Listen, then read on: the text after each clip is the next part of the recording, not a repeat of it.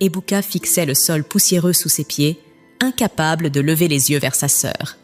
Il savait que ce moment arriverait. Il le redoutait, mais il ne pouvait plus l'éviter. Ifeoma, sa sœur cadette, était assise en face de lui, droite et déterminée, comme toujours. Son regard perçant ne laissait aucune place à l'hésitation. Elle venait de lui faire une proposition qui lui brûlait encore l'esprit. « Ebuka, tu sais que je ne peux pas rester les bras croisés, » dit-elle d'une voix calme. « Je ne peux pas te regarder souffrir comme ça. » Les poings serrés, il inspira profondément.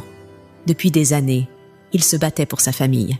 Chaque matin, il quittait la maison avec l'espoir de ramener de quoi nourrir sa femme Amara et leurs 4 enfants. Adaez, l'aîné, suivi de sa sœur Obiageli, puis des jumeaux Emeka et Kelechi. Mais l'espoir ne payait pas les factures. L'espoir ne remplissait pas les assiettes vides. Ifeoma, elle, avait réussi. Son commerce de textiles et d'articles de mode l'avait propulsée dans un monde où elle n'avait pas à s'inquiéter du lendemain. Elle voyageait, achetait, vendait et prospérait. Pourtant, elle n'avait jamais oublié son frère. « Je veux prendre Adaez avec moi, Ebuka, » poursuivit-elle. « Je veux lui offrir une vie meilleure. » Ebuka ferma les yeux. Sa fille, son premier enfant, Adaez, 12 ans, était une enfant vive, intelligente. Malgré leur pauvreté, elle rêvait de devenir médecin, d'aider les autres, de changer leur destin. Mais ici, dans cette vie de misère, elle n'avait aucune chance d'y parvenir. « Ifeoma, je vais la mettre dans une bonne école, » insista sa sœur. « Je vais m'assurer qu'elle ne manque de rien. Je vais lui offrir tout ce que tu aurais voulu lui donner. Et un jour, c'est elle qui t'aidera. » Ebuka sentit son cœur se serrer.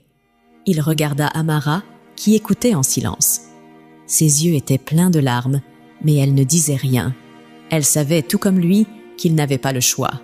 Puis il regarda Adaez, qui jouait avec ses frères et sa sœur, insouciante, heureuse malgré tout. « C'est pour elle, » murmura-t-il. Ifeoma posa une main sur son bras. « Oui, c'est pour elle. » Il inspira profondément et, avec une douleur indescriptible, hocha lentement la tête.